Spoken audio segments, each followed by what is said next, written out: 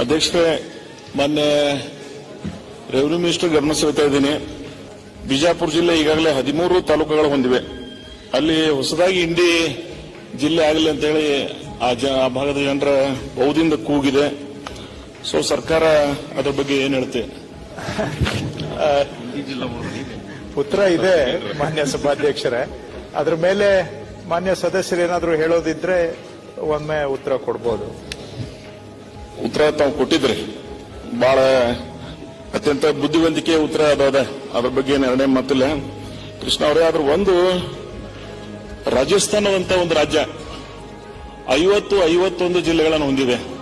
ಆದ್ರೆ ಕರ್ನಾಟಕ ಇವತ್ತು 31 ಇಟ್ಕೊಳ್ಳೋಕ್ಕಿಂತ 50 ಜಿಲ್ಲೆಗಳನ್ನು ಹೆಚ್ಚಿಗೆ ಬರೀ ನಮ್ದು ಒಂದೇ ಅಂತ ಅನ್ನಂಗಿಲ್ಲ. ನಾನು ಜಿಲ್ಲೆಗಳನ್ನು ಮಾಡುವಂತ ಸಂದರ್ಭದಲ್ಲಿ ಬಂದಾಗ ಫಸ್ಟ್ ಬೆಳಗಾವಿ ಪ್ರಯಾರಿಟಿ ಮಾಡಬೇಕಾಗ್ತದೆ. ಅಂತ ಅನೇಕ ಜಿಲ್ಲೆಗಳನ್ನು ತಾವು ಮಾಡಿದ್ರಿ ಅಂದ್ರೆ ಆಡಳಿತ ದೃಷ್ಟಿಯಿಂದ ಬಹಳ ಅನುಕೂಲ ಆಗ್ತದೆ. ಇವತ್ತು ಉದಾಹರಣೆಗೆ ಅವಿಭಾಜ್ಯ ಧಾರವಾಡ 3 ಜಿಲ್ಲೆಗಳನ್ನಾಗಿ ಪರಿವರ್ತನೆ ಮಾಡಿದ್ರಿ ನೀವು, ಹಾವೇರಿ, ಗದಗ್, ಧಾರವಾಡ. ಸೊ ಆ ರೀತಿ ನಮ್ಮಲ್ಲಿ ಅನುಕೂಲ ಮಾಡಿಕೊಟ್ರಿ ಅಂದ್ರೆ ನಮ್ಮ ಭಾಗದ ಜನ ರಾಜ್ಯದ ಗಡಿ ಭಾಗದಲ್ಲಿದ್ದೀವಿ. ಕ್ರೈಮ್ ಆಕ್ಟಿವಿಟೀಸ್ ಮ್ಯಾಕ್ಸಿಮಮ್ ನಡೀತದೆ. ಸೊ ನಮ್ದು ಬ್ರಿಟಿಷರ ಕಾಲದಾಗ ರೆವಿನ್ಯೂ ಟ್ರೀಟ್ ಆದದ್ದು.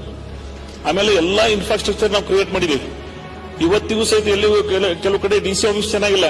ಅದು ನೀವು ನಮ್ಮ ಇಂಡಿಗೆ ಬಂದು ನೋಡಿದ್ರಿ ಅಂದ್ರೆ ಒಂದು ಡಿಸಿ ಆಫೀಸ್ ಇರಬೇಕು. ಆ ರೀತಿ ನಾವು ಅಸಿಸ್ಟೆಂಟ್ ಕಮಿಷನರ್ ಕಂದಾಯ ಭವನ ನಿರ್ಮಾಣ ಮಾಡಿದೀವಿ.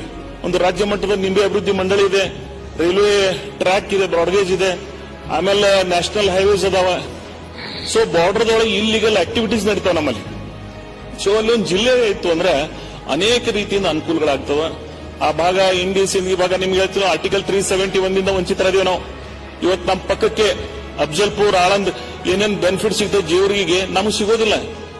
ಸೊ ನನ್ನ ಕಳಕಳಿ ವಿನಂತಿ, ಅತ್ಯಂತ ಹಿಂದುಳಿದ ಪ್ರದೇಶಕ್ಕೆ ತಾವು ಇಂಥದ್ದು ಒಂದು ಅವಕಾಶ ಮಾಡಿಕೊಟ್ಟಿದ್ದೆ ಆದ್ರೆ ಆ ಭಾಗದ ಜನ ಈ ಸರ್ಕಾರದ ಬಗ್ಗೆ ಬಹಳ ವಿಶೇಷವಾಗಿ ಜಿಲ್ಲೆಗಳನ್ನ ರಚನೆ ಮಾಡುತ್ತ ಸಂದರ್ಭದಲ್ಲಿ ನಮ್ಗೆ ಅರ್ಥ ಆಗ್ತದೆ.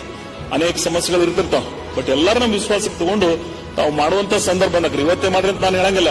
ತಾವೆಂದು ನಿರ್ಣಯ ಮಾಡ್ತಾ ಇರ್ತೀರಿ, ನಮ್ಮನ್ನು ಅವಾಗ ಪರಿಗಣಿಸ್ರಿ ಅಂತ ಹೇಳಿ ನನ್ನ ಕಳಕಳಿ ಪ್ರಾರ್ಥನೆ.